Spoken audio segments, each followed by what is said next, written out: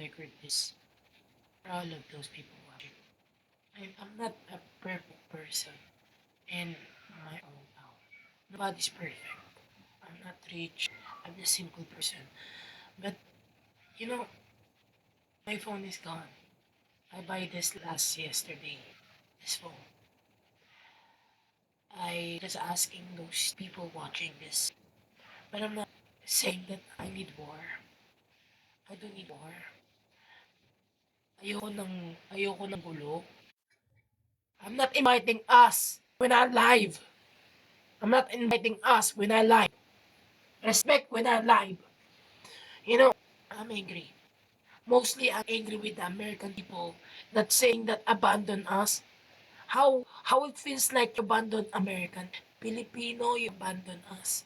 We are a Filipino that I don't like you when I live, no? Don't measure the fucking fight we need that much.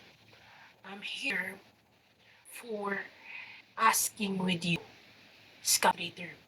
I'm just asking you. I'm just ordinary person. I'm not rich. But saying to those people, you say that you abandon all Filipino. I just thinking about South China. This is our boundary, Marcos. How dare you tell those people of my people? How dare you to insult my own people that is our boundary? You're hurting our navy. Got that need.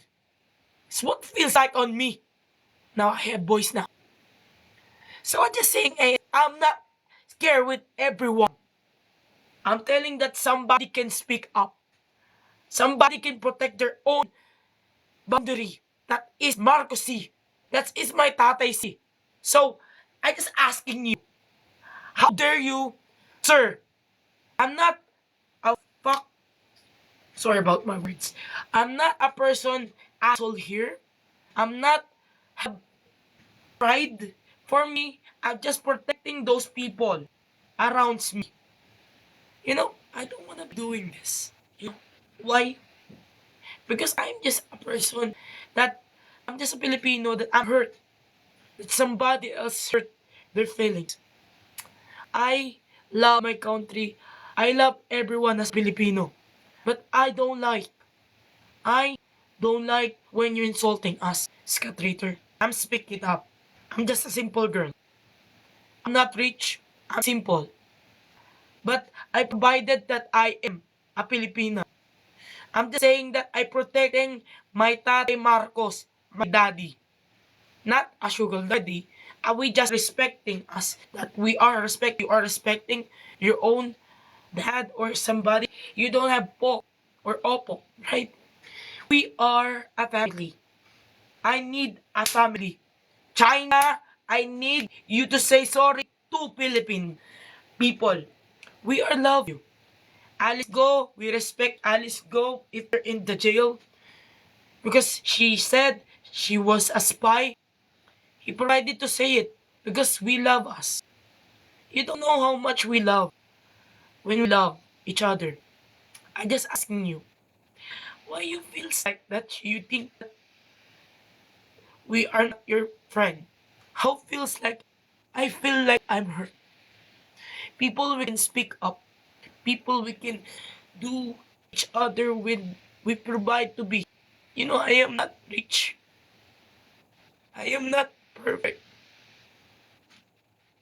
But I don't like when insulting my country.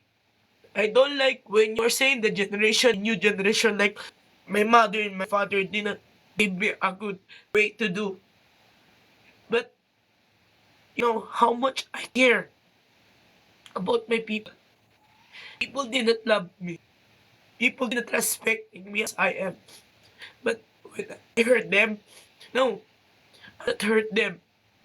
I'm very hurt when my people, you insult and abandon the Junta 2024 independent state of our nation. You never respect Filipino.